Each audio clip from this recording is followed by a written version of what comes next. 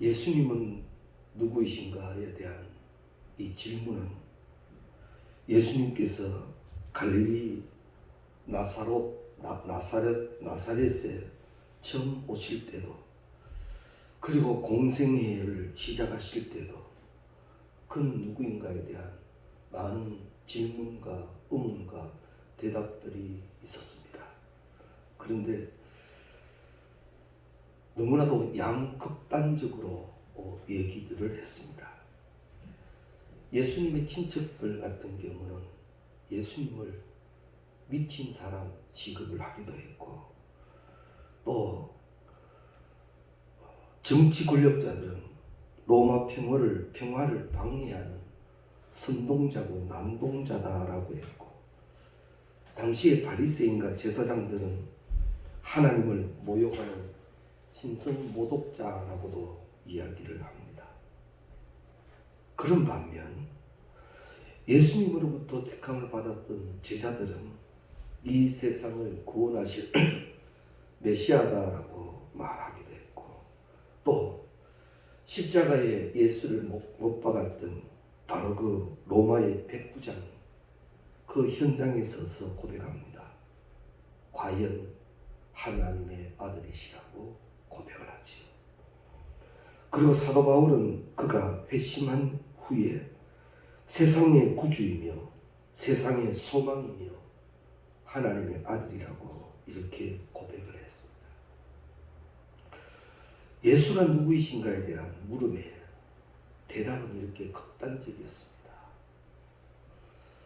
이 물음은 오늘날도 계속될 것이고, 그 대답은 그때나 지금이나 같은 형편임이 사실입니다. 성경에 약속하신 대로 예수님의 재림이 이루어져도 재림하신 예수에 대해서조차 사람들은 또 다른 평가를 내릴 것입니다. 이럴 때 이 시대를 살아가고 있는 우리는 예수를 바로 알고 그 예수를 믿고 내가 알고 믿은 예수를 전할 줄 아는 우리가 되어야 할 것입니다. 성경에는 예수님의 생김새나 신장이나 체격 그 어떤 것도 기록하시지 않습니다. 또 예수님 스스로 그런 표현을 하시지도 않으셨습니다. 아마 예수가 누구인가라는 이 물음 앞에 주님은 이렇게 말씀하실 것 같습니다. 내가 누구인지 너희들은 나를 통하여, 나를 경험하여, 나를 만난 후에 그 예수를 알아보아라 라고 말씀하실 겁니다. 사실 우리는 예수님은 누구이신가라는 이 질문에 대한 대답이 있어야 합니다. 오늘 나에게 예수는 누구이십니다. 내가 지금까지 해오는 신앙생활 속에 예수님은 나에게 누구이십니다라는 이 고백이 있어야 합니다. 그저 우리가 예배 시간에 드리는 사도신경으로 끝나버리는 학계야 사도신경만큼 분명한 고백이 어디에 있겠습니까? 나의 고백 말입니다. 오늘 나에게 예수님은 누구이십니다. 지금 이 삶 속에, 이 현장 속에 예수님은 나에게 누구이십니다라는 이 고백이 분명히 되어져야 합니다. 우리 목사고시를 치러 가면 백지 한 장을 내어주고는 당신의 신앙의 고백을 써라 합니다. 그런데 말입니다. 그거 한 장 채우기가 사실은 어렵습니다. 나에게 은혜를 주신 하나님, 얼마나 많은 것을 주셨는데 그걸 기록하려면 끝이 없을 텐데 막상 시험지를 받아준 그 종이에는 여러 가지 격식과 형식을 따지는 가운데 채우기가 사실 힘든 게 사실입니다. 그러나 사랑하는 성도님 여러분, 이제 우리는 정형코 임마누엘하고 계시는 예수님에 대하여 예수님, 나에게 당신은 이러하신 분입니다라는 그 고백이 분명히 있어야 할 것입니다. 이 기본적인 신앙 고백, 또 이 물음에 대한 정확한 대답이 우리 가운데 있어야 된다는 말입니다. 오늘 예수님은 가이사랴 빌립보 지방을 지나시면서 제자들에게 물으시지요. 사람들은 나를 누구라 하더냐? 근데 성경은 우리가 좀 더 구체적으로 묵상을 해보면 이 질문을 어디에서 하셨나라는 거지요. 당시 빌립보에서 하셨다는 것은 이 빌립보는 로마 황제의 신전이 있고 로마 황제를 숭배하는 곳입니다. 때문에 이 빌립보는 모든 것에, 세상의 모든 것이 가득한 곳입니다. 어떤 면에서 물질적으로는요, 부족함이 없는 곳이기도 하고, 인간이 무엇을 누리고 채우려고 하면 부족함 없는 곳이 당시의 빌립보라는 거죠. 바로 그곳에서 예수님이 물으시는 거예요. 사람들이 뭐라고 하느냐? 그때 제자들은 말합니다. 세례 요한이라고 합니다. 엘리야라고 합니다. 능력 많은 예언자라 합니다. 예레미야라고 합니다.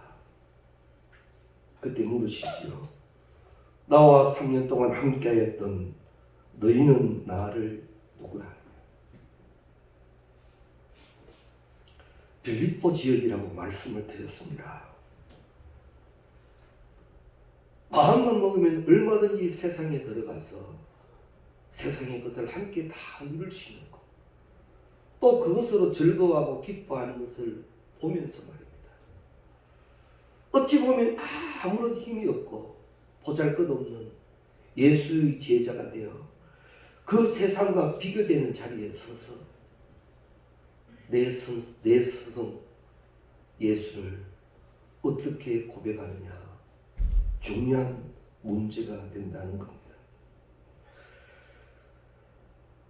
세상적으로 보면 최고의 것, 최상의 것이 가득한 그곳, 어찌 보면요, 신앙이 필요 없는 곳입니다.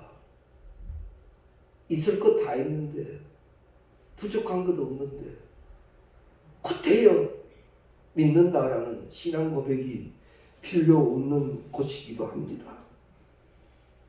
그것은 경쟁만 존재하고 있고, 때문에 그것만으로도 힘들고 바쁜데 곧대여 신앙까지 가질 여유가 없는 그런 곳이기도 합니다. 즐기기도 바쁜데 시간 내어서 신앙생활하기가 그렇게 쉽지 않은 분위기의 도시라는 거죠. 그곳에서 예수님은 제자들에게 질문을 합니다. 즉 예수님이 선택한 자들에게 예수님은 바로 질문을 한다라는 겁니다. 지금 세상은요, 고물가 시대라 하고 여러 가지 어려움이 많다고 하지만 그래도요, 즐길 만한 곳이 사실입니다.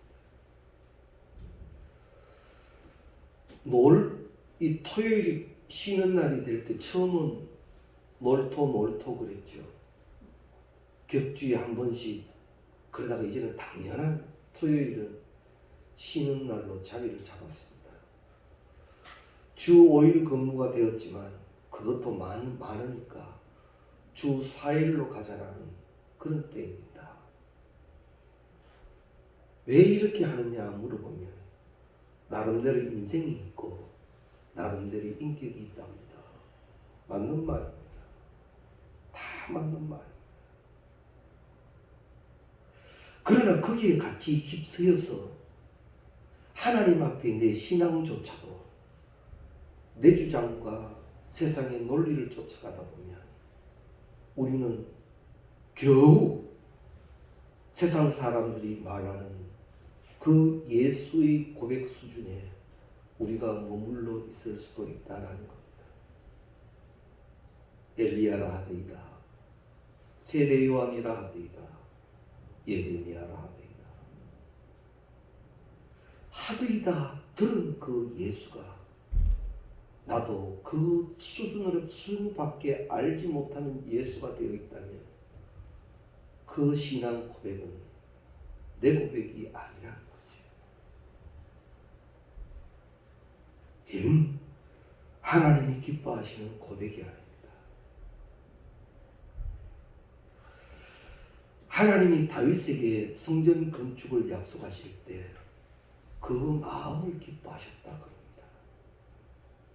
물론 그의 손에 전쟁을 통한 피가 많았기에 허락하시지 않으셨지만 다윗의 마음은 받으시고 그렇게 기뻐하셨어요.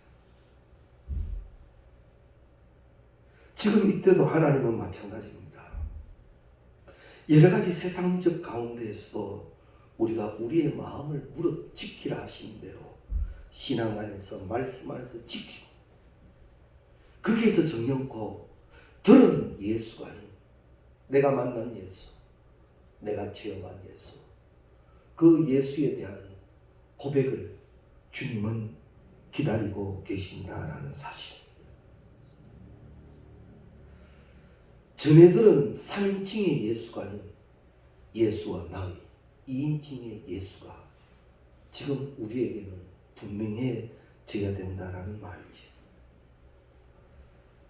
마틴 부버가 쓴 나와 너라는 유명한 책 속에 인간관계와 인간과 하나님과의 관계는 나와 그것과의 관계가 아닌 나와 당신과의 인격적인 관계이어야 한다라고 기록을 합니다. 무엇을 만나고 대할 때 그 사물과 물질의 관계가 아니라 인격적이고 대화적이고 그렇게 될 때 그 관계는 아름답다라고 말한다는 겁니다. 예수를 성경 속의 예수 누가 그렇게 정의해 놓은 예수로만 안다면 나는 이 마틴 부부의 이야기를 빌린다면 그것에 대해서 알 뿐입니다. 예수님은요, 우리가 예수를 구주로 알기를 원하시죠.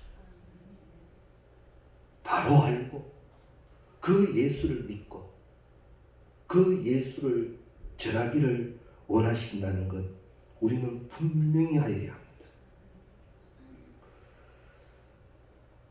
신앙 고백 속에는 내 삶, 내 실존이 들어가 있어야 된다는 겁니다. 중요한 말입니다. 때로는 내 삶 속에 들어온 예수 때문에 나는 마음이 아플 수도 있습니다. 내 삶 속에 자리 잡으신 예수님 때문에 나는 몹시 힘들 수도 있습니다. 그러나 그 예수를 내가 만났기에 내가 만난 예수를 이제 우리는 고백하기 시작해야 된다는 거죠. 병원에 가서 이렇게 환자들하고 얘기할 시간이 있으면 그들이 기다리는 예수는 치료하시는 예수만 기다립니다. 맞는 말이죠. 사업을 하시는 분들을 만나면 물질로 풍성하게 하시는 예수만 기다립니다. 자녀를 키우는 입장에서는 자녀가 복되기만을 기다리고 그 예수만을 찾기도 합니다. 그러나 예수님은 그러한 부분만 갖고 계신 예수가 아니라는 걸 우리가 알지 않습니까? 내 삶, 내 실존의 전부에서 나와 함께하고 계시는 예수가 만나지고 그 예수로 인하여 성경도 기록하셨죠. 그와 먹고 마시고 주와 함께 된 그 거룩한 영적 사건을 나의 신앙의 고백으로 만들 수 있어야 할 것입니다. 때문에 나는 내가 깨닫고 내가 체험한 십자가의 그 예수를 온전히 체험하기 위해서 때로는 아프고 때로는 힘들고 때로는 무겁기도 합니다. 그런데요, 우리 예수님은 참 신이자 참 인간이셨기 때문에 우리의 모든 것을 다 아신다라는 거죠. 우리의 형편을 모르시는 신적 예수만은 아니라는 겁니다. 우리의 육신의 것도 아시는 예수입니다. 우리 찬송 가운데도 있지 않습니까? 내 맘 아시는 주 항상 함께 계셔 나와 함께 하시는 하나님 임마누엘하고 계시는 예수님, 그 예수가 우리에게 말합니다.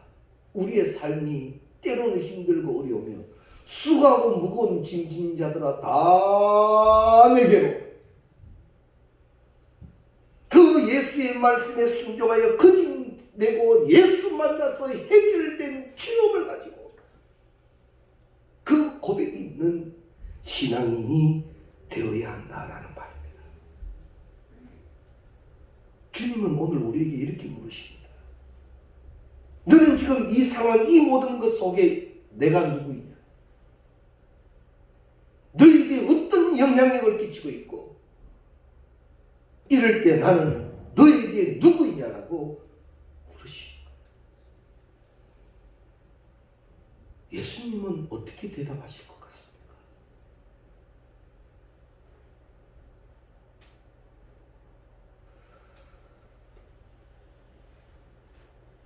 때때로 뒤돌아보면 여전히 계신 주 잔잔한 미소로 날 바라보시며 나를 재촉하시네. 일어나 걸어라 내가 새 힘을 주리니. 일어나 너 걸어라 내 너를 도우리. 할렐루야. 우리는 고아와 같이 버려져 있는 존재가 아닙니다. 하나님 편에서는 눈동자처럼 지키시는 자입니다. 사도 바울이 고백하였던 것처럼 예수 그리스도 안에 있는 자에게는 결코 어려움이 없습니다. 왜냐하면 주님과 함께하기 때문에.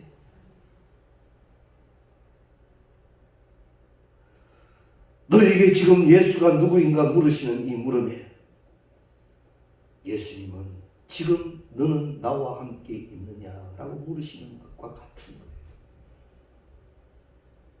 힘들고 어려울수록 분명 함께하고 계시는 예수님 찾고 예수님 만나고 내가 만난 예수를 고백할 수 있는 우리가 다 될 수 있기를 바랍니다. 전에 듣고만 알고 있고 성경의 지식으로만 알고 있다면 나는 예수를 모르고 있는지도 모릅니다. 좀 힘들고 어렵고 아파도 내가 만난 예수가 있어야 합니다. 십자가 자리에서 예수를 만나야 하고 무릎 꿇고 예수를 만나야 하고 때로는 사명의 앞에서 사명을 부둥켜 안고 예수를 만나질 때 분명 그 예수는 나에게 신령한 은혜를 공급하여 주시사 일어나 걷게 하시는 축복으로 더하여 주실 줄로 믿습니다. 친구로부터 전해들은 신앙, 어머니 품속에서부터 전해받은 신앙, 그것만으로는 안 됩니다. 이제는 내가 만난 신앙이 있어야 합니다. 어거스틴은 방탕한 생활을 하다가 30에 예수를 만나게 되죠. 그 어거스틴 뒤에는 그의 어머니 모니카의 기도가 간절했습니다. 나도 예수를 만나야 하고 내가 만난 그 참 좋으신 예수를 나와 함께하는 이들도 만나야겠기에 이제 우리는 더 거룩한 기도의 운동을 시작하여야 할 때가 되는 줄로 믿습니다. 내가 예수를 만나 그 예수로 인하여 기뻐하게 하시고 감사하게 하시고 그 예수를 증거하게 하시되 가장 소중한 나의 자녀와 나의 부모들과 나의 모든 친지 친척 그 형제들이 이 예수를 함께 말하게 해달라는 거룩한 몸부림의 욕심이 우리 가운데 계시기를 바랍니다. 그때 제자 베드로는 고백하지요. 주는 그리스도시요 살아계신 하나님의 아들이십니다. 예수님은 바로 그 고백을 듣기를 원하셨던 겁니다.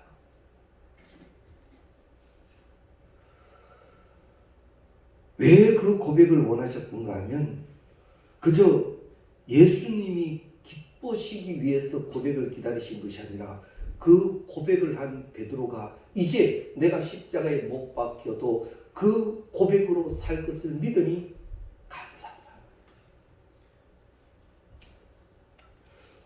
오늘 우리의 조금은 서툰 신앙 고백이라 할지라도 내가 정령코 예수를 만난 그 예수를 고백하기 시작한다면 베드로를 기뻐하셨던 것처럼 우리를 통한 주의 기쁨이 계실 줄로 믿습니다.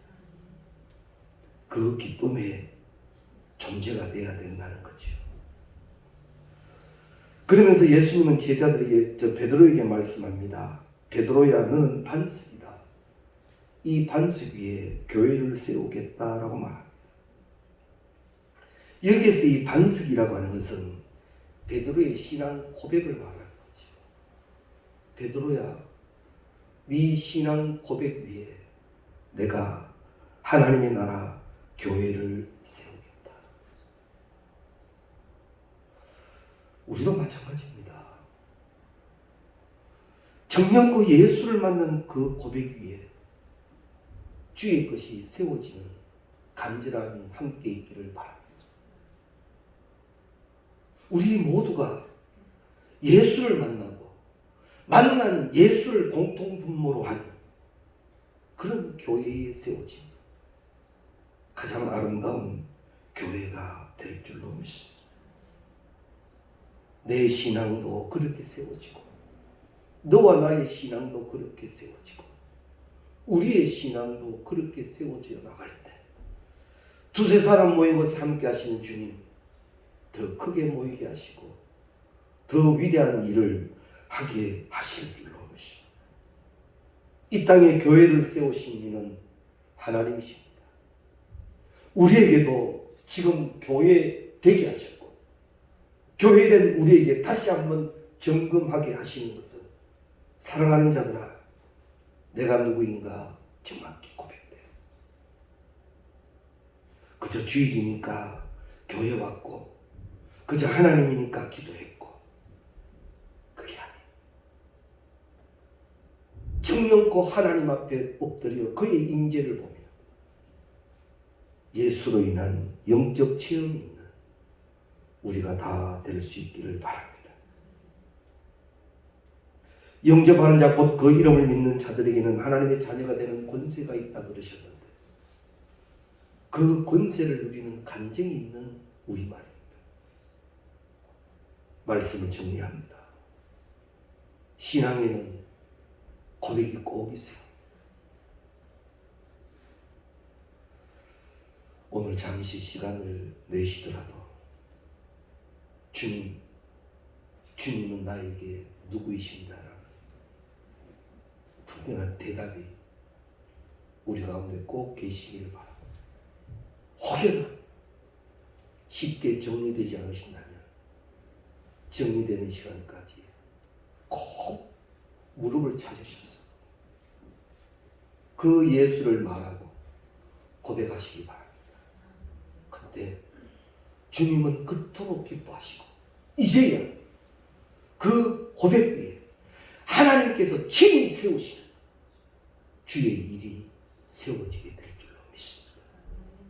그런 우리가 다 되시기를 주의 이름으로 축원합니다.